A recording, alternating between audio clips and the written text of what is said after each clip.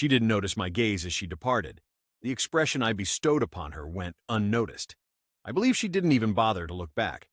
Halfway down the porch, her overnight bag swayed by her side like an unwanted accessory, her boots clicking rhythmically with a sound I had grown to fear over the past few months.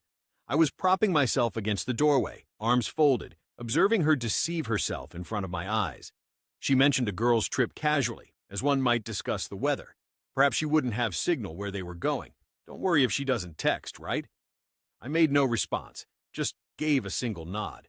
She offered me a smile I hadn't seen in months. Not the tender one, not the one that drew me to her. This one was calculated, detached. It didn't reach her eyes. And then she was gone. Unbeknownst to her, she had already been exposed 36 hours prior. Everything was visible. The messages, the photographs, the schedule she carelessly synced to our shared iCloud account. She labeled the event Desert Detox, but the invite location? A beachfront hotel?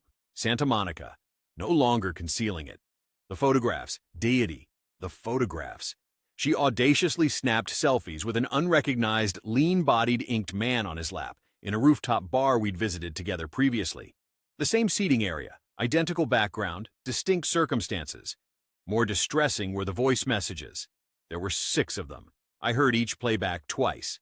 The final one she sent while entering a dressing room somewhere, covertly whispering into her phone like a student cheating on a math test in high school.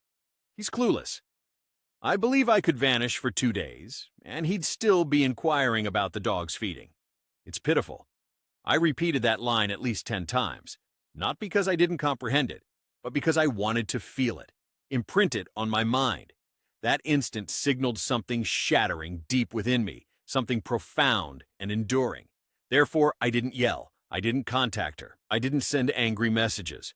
What I did was more straightforward, colder. I waited.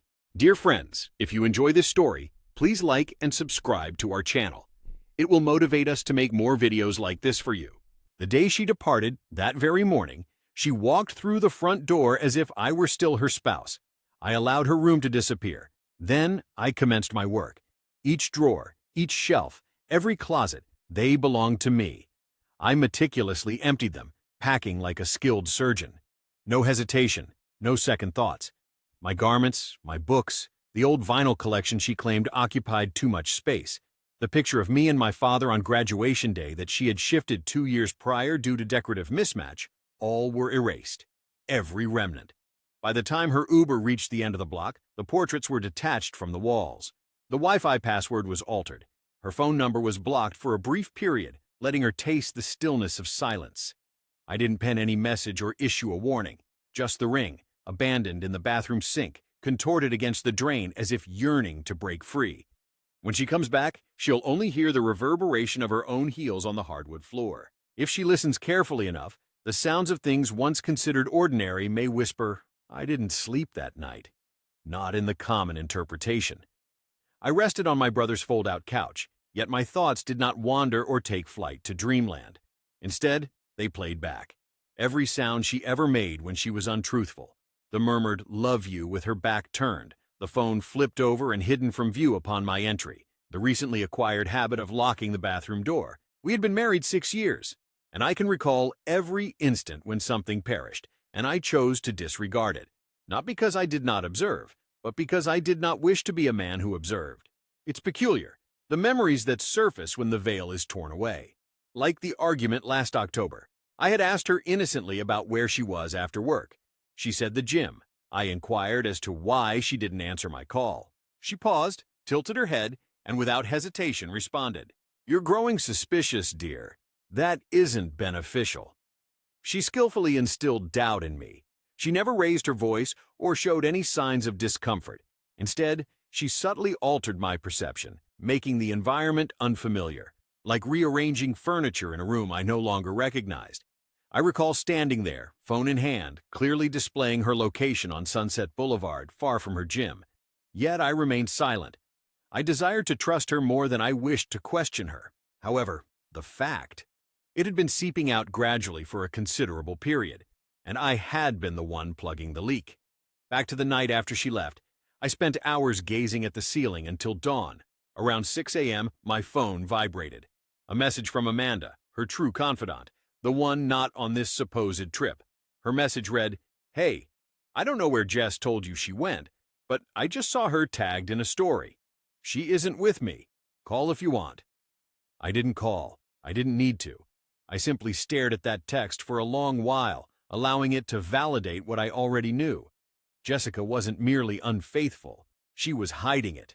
She was constructing an alternate reality where I was either invisible or foolish. And it was then that I realized she wouldn't relent. She wouldn't confess, cry, plead, or reveal anything. Instead, she would return with a tan, false laughter, possibly a tale about Amanda having food poisoning, which led to them primarily relaxing during their trip. She'd greet me as if nothing had transpired, perhaps even attempt something to gauge whether I was still asleep within her written narrative for me. But I wasn't.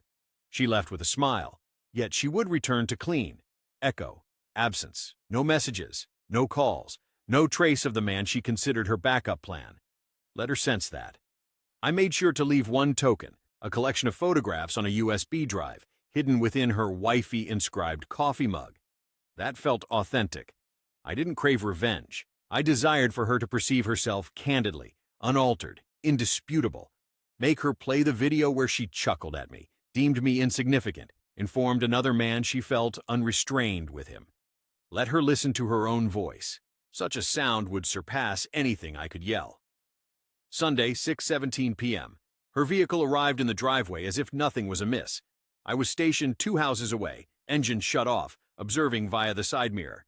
I wasn't concealing myself. I merely wished to witness her before she observed the remnants. I wanted her to experience it, the change, the quietude. The picture she constructed diligently for her double life was about to crumble under its weight, and I sought a prime viewing spot when her narrative evaporated. She emerged from the car leisurely, donning oversized sunglasses and a matching beige travel ensemble, resembling some Pinterest trendsetter. Fished her bag from the trunk, readjusted her ponytail in the reflection of the car window, unaware of what lay beyond that door. Approaching the house, she unlocked and nudged it open with her hip, as usual. A moment of stillness followed. From my seated position, I saw a faint dance of movement. Initially, a pause, then her retreating slowly, as if the room had been drained of air. She glanced around, toward the driveway, seemingly anticipating a car, a person, something. She re-entered the house. For 2 minutes, nothing happened. Then the front door slammed shut, and I saw her shadow flicker through the windows, not serenely or elegantly, but frantically as one pursuing a sound in the dark. My phone vibrated.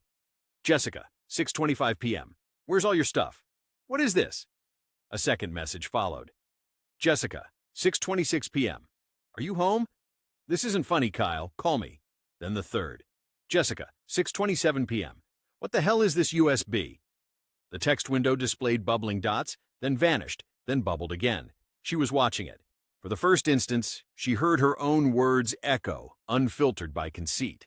Seeing herself laugh deceitfully as she rested her head on his shoulder, declaring he thought I was with Amanda, was a sight unfamiliar to me. I remained silent, allowing her to marinate in her own deception.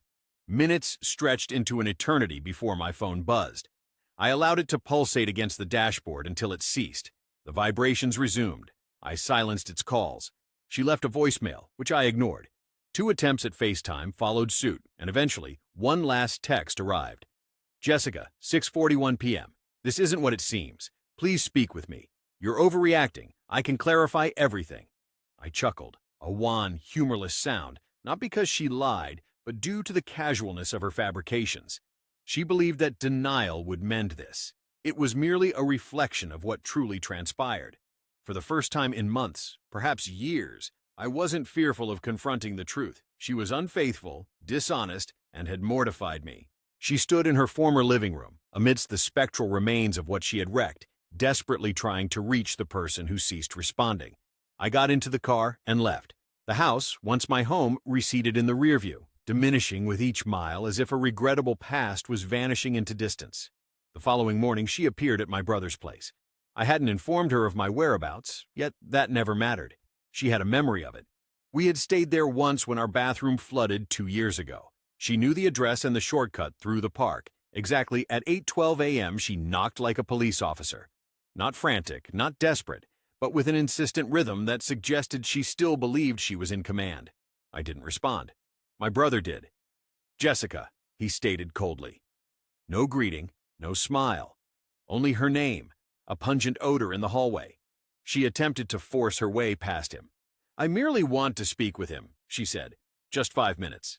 He blocked her path. She softened her tone, but I noticed the slight tremor in her eye, the brief moment of fear before she feigned calm. Let me clarify, she said. He isn't fully aware of the situation.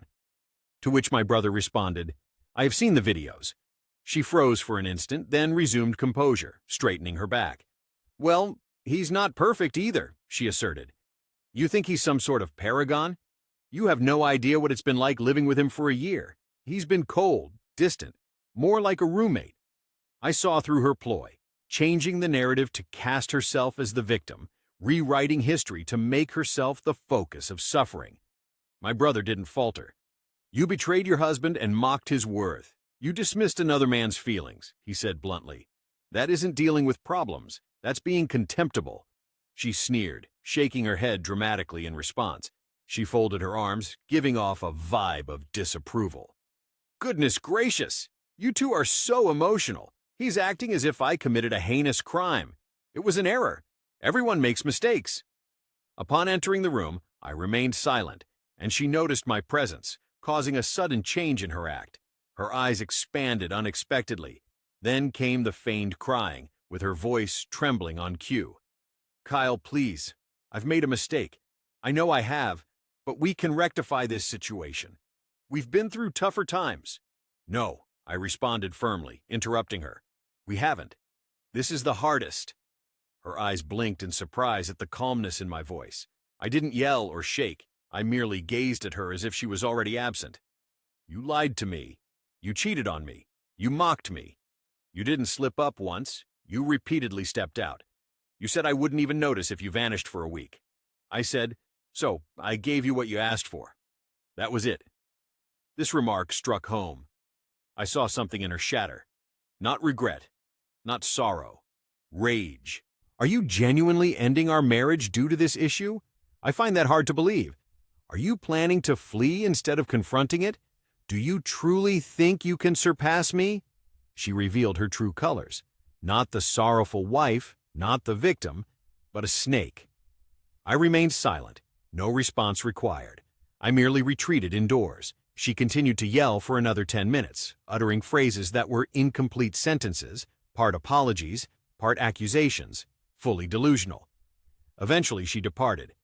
In the ensuing quiet, I experienced a tranquility that had been absent for a while. That night, she sent 12 uninterrupted messages. No spaces, no pauses. Just a flow of inconsistent remorse and denial, one after another, as if casting darts in the dark, hoping to hit something. I'm sorry. This is all my fault. You never emotionally supported me. I love you. Please return home. You're discarding everything we've built over a single mistake. You're exaggerating. You don't understand the full situation. It wasn't significant. It didn't matter. This can be rectified. I was intoxicated. There was no intimacy involved. Please, let's discuss this. Her words lingered longer than the others. It was her sincerity that stood out, not an act or a manipulation, but raw emotion. But by then, even her honesty held little value. Like a counterfeit signature on a charred document, once spoken, it cannot be retracted. What struck me the most wasn't what she did, but rather her unwavering belief that I would remain. She viewed our marriage as a safety net she could keep fraying until she fell, oblivious to its imminent collapse. She believed history granted her invincibility. She believed being my wife made her indispensable. She underestimated the depth of my anger, hidden beneath silence. Unbeknownst to her, that silence was merely restrained fury. The following day, I sought legal advice, discreetly, revealing it only to my brother. We had been married for 6 years, with no children. The house belonged to both of us. On paper, the separation appeared clean, but emotionally it was chaos. Each day brought forth a fresh revelation. The old vacation photo from Catalina, where she smiled into the sun with her eyes closed, resurfaced. It was then that I discovered the man she had cheated with had commented on that post with an innocent emoji. At the time, I hadn't noticed. Why would I? A month ago, she said she was attending her sister's bridal shower. However, her sister never had one, as the entire family resides out of state. I didn't ask questions because trust, when unproven, feels like safety. She tested it for months, and each time I failed by not testing her in return. Lastly, there was the Spotify playlist labeled Mornings with You, Sun with Face. It used to be our Sunday soundtrack, accompanying coffee, pancakes, and bare feet on hardwood floors. However, late that night, I accidentally opened it and found it contained numerous songs I had never heard before. Music I knew wasn't for me. Titles such as Nobody Needs to Know, 2 a.m. Secrets, and Lying Through My Teeth. A few of them coincided with her supposed visit to her mother. While wearing my headphones, I listened intently to each one, as if they were providing testimony. This is the depth of the deceit, betrayal, and the manipulation of everyday life to conceal a lie. It resides in playlists, makeup bags, and alibis disguised as errands. You start to question whether your marriage was genuine or merely stagecraft. She was the principal actress, portraying a loving wife during the day and rewriting the script at night. As for me, I was simply an audience member. No longer. I ignored her messages but took one action. I replaced the locks, and I sent her a photograph of the key, shattered into pieces. No words were needed, only that image. She hasn't texted since 2 days past midnight. No texts, no calls, no footsteps echoing outside the house. Initially, I believed she had given up. Perhaps the silence made her feel what it meant to lose something she thought would never depart. However, I was mistaken. Origin. From my mother. On a Thursday morning, an unfamiliar number called, and for a moment, I contemplated not answering. However, a weary part of me speculated it could be about work or the lawyer. I picked up. Hello? A pause followed, then a voice, hesitant, soft, but with an edge beneath. Kyle, this is Denise, Jessica's mother. Once upon a time, she addressed me as son-in-law. I wanted to hear your explanation before speaking to her, she said. I remained silent, allowing the tension to linger. She added, Jessica told me you left, that you emptied the house, blocked her, and ignored her messages. Despite this, I didn't respond. She's a wreck, Kyle. She's not eating, crying, claiming you abandoned her without an explanation. I found the videos. Silence ensued, and I perceived everything.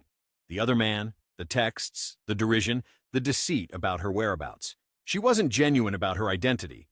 There was a prolonged silence, followed by an "oh." It wasn't defiance or excuse-making. It was simply an "oh." I could sense her awareness in her voice, the collapse, the dismay not for Jessica, but for Jessica's actions. She tried to downplay it, Denise murmured, saying it wasn't significant, a foolish mistake. She claimed she didn't intend to hurt me. I responded that she meant it, but 3 months of unintentional infidelity is hard to believe. She explained it was just conversation, Kyle, just attention. Her words were empty. I saw her kissing him. The silence on the other end turned frosty. She called me insignificant. On video, she said I wouldn't even notice if she vanished. And then she vanished. I apologized, Denise whispered softly. She didn't raise her to do this. She paused, didn't complete the sentence. Because in some way, Jessica was raised to believe love could be discarded. Husbands are just decorations. Marriage is merely an illusion of appearance. Thank you for calling, I replied. But there's nothing to amend. She shattered it. And now she must inhabit the remnants. Denise didn't contest. Instead, she exhaled a sorrowful, resigned breath. Before ending the call, she said something unexpected. May you not let her be your final thoughts on love. I pondered this for a while, as I had been allowing her to be the closing chapter, distorting every good memory into falsities, manipulating each kiss into deception. But perhaps it didn't have to conclude like that. Perhaps her infidelity was merely a door slamming shut, not the entire edifice collapsing.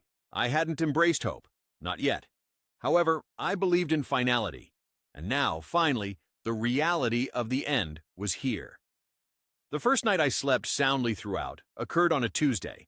It was ordinary, without any significant dreams, external disturbances, or revelations. 6 hours had passed since I last opened my eyes without waking in the intervening period, and it was a rare instance in months, possibly years, that my body didn't sense an impending collision. The strange nature of cohabiting with someone who daily deceives you becomes evident not directly, but through its insidious effects. It pollutes the atmosphere. Your subconscious sensors are jolted in unexpected spots. Interactions seem hollow. Time feels tenuous. It is akin to sleeping near a time bomb. Only after it explodes do you realize how long it had been ticking down. That morning, I glanced at my emails. 2 new messages from Jessica, not sent from her personal phone, but from her work address. The subject lines were, "Please just read this." I didn't open them, but I did mark them as read. I was aware of what she sought, a last thread to hold on to, a twist she could manipulate into forgiveness. She wasn't hunting for truth. She was seeking control. She found it hard to accept that I had taken control of the narrative, recasting it for reasons beyond vengeance, but for liberty. That day, I contacted the lawyer once more. We scrutinized the documents, discussed asset division. She was eligible for her fair portion. Let her keep the furniture, the TV, the wine glasses she selected during her phase of aspiring to be a connoisseur. I had no desire for any of it. But there was one item I did demand: the dog. Bailey, our 3-year-old shepherd lab mix. Intelligent, obedient, enjoyed walks, and feared thunderstorms. She'd been by my side from the start at my brother's place. Despite technically getting her together with her, everyone acknowledged her as mine. Jessica never inquired about her, not even once, and that stung more than the betrayal, because Bailey was not a part of the deceit. She was genuine, loyal, and truthful. Jessica appeared to have overlooked her existence. When the lawyer suggested joint custody of the dog, I chuckled. No, she wouldn't be getting her, and that was set in stone. Later that day, I returned to the house, not for conversation or reconciliation, but to gather what remained. Jessica wasn't present. The driveway was vacant. The windows were shut. The silence within was deafening as I navigated through it like a stranger in a museum of my former life. Our wedding photograph still adorned the bookshelf. I picked it up, studied our faces, the way I used to gaze at her, believing she was unchanging, believing she embodied truth. I flipped the frame over, removed the picture, and left the empty frame on the counter. I took what held value: some journals, mementos from my late father, the flannel she had always taken from my side of the closet. She could keep the rest. Let her attempt to construct a narrative from insubstantial items. As I departed, I paused at the refrigerator. Her affirmation magnet board was still there, filled with her pinned quotes. She had a penchant for positive affirmations. Embrace authenticity. Energy never deceives. Reciprocation is key. I took one of your pins, left a personal message behind. You offered falsehoods. You received silence. I departed for good, harboring no remorse. By the week's end, murmurs had begun. Not from me. I remained mute. However, silence travels swiftly when it emanates from the one who consistently appeared, smiled, acknowledged, and conducted his affairs discreetly. Others observed as I ceased to post, skipped game nights, changed my profile picture from a romantic scene to an image of just me and Bailey on a trailhead bench, with the wind rustling her fur and mountains serving as our backdrop. No words accompanying it, no clarification, just standing alone yet unbroken. In contrast, Jessica couldn't resist the temptation to manipulate the story. She shared a carousel on Instagram 3 days after the event. First photo: her at sunset, standing on some Malibu overlook, facing partially towards the camera as if she had been weeping, a pose eliciting compassion. Second, a quote card with text saying, "People sometimes depart not because of something you did wrong, but because they weren't meant for your journey." Third, a picture of wine. Naturally, swift comments arrived. Her friends, the ones aware only of her superficial side, offered sympathy. "You're so strong, sweetie." Their loss. If he can't recognize what he had, he doesn't deserve you. I remained silent. Neither liked nor viewed the story. However, I didn't need to, as Amanda did. The true Amanda. She messaged me that night. Amanda. She was deceiving. To everyone. I hadn't communicated with Amanda since before the dispute. Our relationship was more like a shared proximity than closeness. But her message arrived with an attachment. A group chat exchange, Jessica venting. Jessica in the group chat. He's making me seem like the villain. He grabbed everything and vanished, and I hadn't done anything particularly wrong. Another response came from someone else. "Weren't you supposedly in love with that other guy, Jessica?" Kyle. It was merely a fleeting moment. He became overly attached to me. It wasn't my fault he couldn't keep pace. For some time, I fixated on the screen, finding it strange as she shifted the blame instantaneously, rewriting history as events unfolded. But this time, people weren't swayed by her tale. The messages in the group chat were filled with uncertainty. One girl even abandoned the conversation mid-thread. People were distancing themselves. Jessica had assumed the role of the victim too frequently. This incident echoed louder than the rest. A few days later, I encountered one of her former colleagues, Jen, at a supermarket. We hadn't known each other well, but she identified me immediately. "Kyle," she stated, half awkwardly and half sincerely. I heard what took place. I nodded, preparing to steer the conversation elsewhere. However, she persisted. I merely wanted to express my sympathies. Her casual use of that phrase is merely a facade, but it genuinely hurt what she did. "I don't believe you deserved any of it." The revelation struck me harder than anticipated because it demonstrated that people were recognizing the truth, not due to my shouting, but because her lies were so brittle they couldn't sustain their own weight. That entire weekend, Jessica posted nothing. No stories, no cryptic quotes, no selfies from bathtubs lit by candles, just a digital void. The applause had ceased, the echo chamber had shattered, and the woman who once transformed every moment into a highlight reel was bereft of any more angles. I wasn't rejoicing, but I was observing, and for the first time I saw her not as a powerful figure, but as what she always truly was, a small person in an ostentatious costume. 2 weeks prior, I had stopped being a part of her spectacle. No messages, no phone calls, no sudden appearances. It seemed as if Jessica had disappeared, and in a sense, she had. She must have been somewhere, still weaving her narrative for anyone willing to listen. But the version of her that resided within me for years, the phantom of our supposed love, vanished, exorcised. People often discuss closure as if it's a moment, a confrontation, a tearful farewell at a doorstep. Yet that's just an illusion. Closure is subtler. It manifests in whispers, the absence of reaching for your phone at night, no longer recognizing her footsteps echoing down the hallway, understanding that the burden on your chest was never sorrow. Instead, it was relief, slowly taking root. I resumed running again, just me, the pavement, and Bailey. No music, no diversions, only my breath and the cadence of movement. In 2 weeks, I shed more weight than in months, physically, emotionally. I felt lighter because I wasn't lugging along someone unwilling to be carried. One evening, I sat in my car outside our favorite takeout spot. On seeing me, owner Marco emerged, inquiring jovially if a woman was present. I signaled negatively. "No longer married," I responded. He nodded sympathetically, the type of understanding gesture men often make. Then he mentioned my expanded waistline and reminded me not to forget the garlic bread this time. That brief exchange seemed weightier than it appeared, as life began to occupy the void she had left, not with another, but with myself, a self I hadn't recognized in years. No story of retribution or climax unfolded. Instead, there was simply the gradual resumption of my life.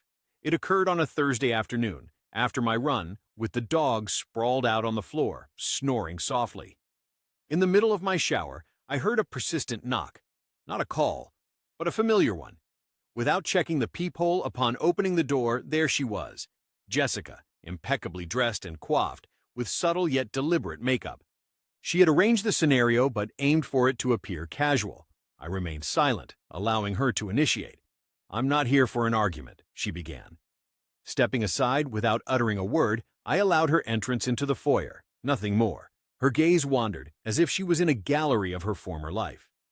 "This is where you've been hiding?" I acknowledged with a nod. "Why are you here?" She hesitated, gripping and releasing her bag. I wanted to see you," I replied. "Talk face to face." She paused. Her eyes scanned the room again. She noticed the new furnishings, the absence of our old belongings, saw that her departure had left only an empty space. "You look well," she commented. Forced smile. "Thriving." "You should go," I suggested. She seemed surprised, like she expected me to falter at this point. Let her in, offer her a stage for performance. "I just wanted to clarify. For real this time. No games." I raised an eyebrow. "Clarify what?" She hesitated, swallowing. "I was miserable. For quite some time. I felt unseen." I nodded in agreement. "It seems you've made me unseen as well." She turned away. "I erred, significantly. Yet my affection for you remained constant." I replied softly. "You didn't just lose my love. You forfeited my respect. A pause. From her bag, she retrieved a small box, revealing the ring, once mine. Polished, gleaming, yet bearing a worth now akin to a discarded cup of gas station coffee. On the counter it lay. "Handle with care," she said. "I don't expect your forgiveness," she added, "but I felt compelled to show you my recognition. What I did, who I was."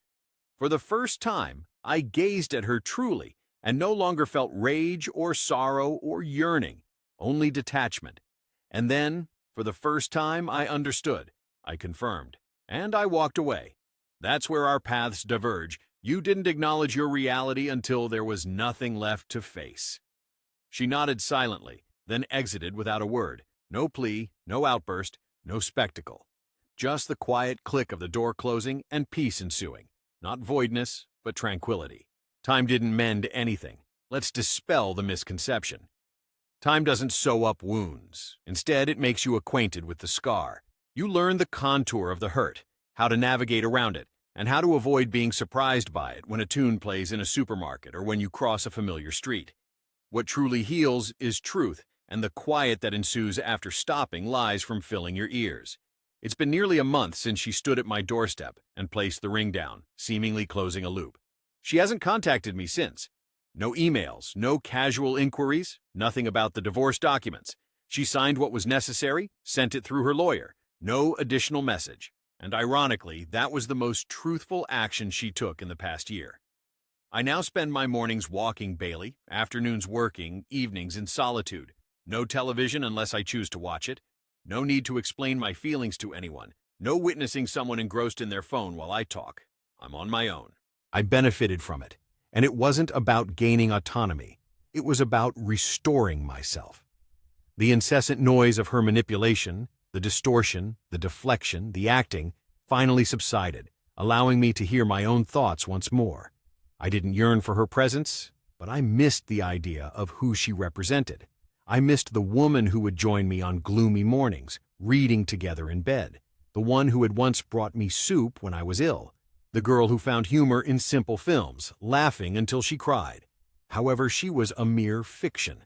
The person she evolved into, or perhaps always was, lied effortlessly. She cheated with grace, manipulated through softness, and exploited my tranquility as a sign of vulnerability.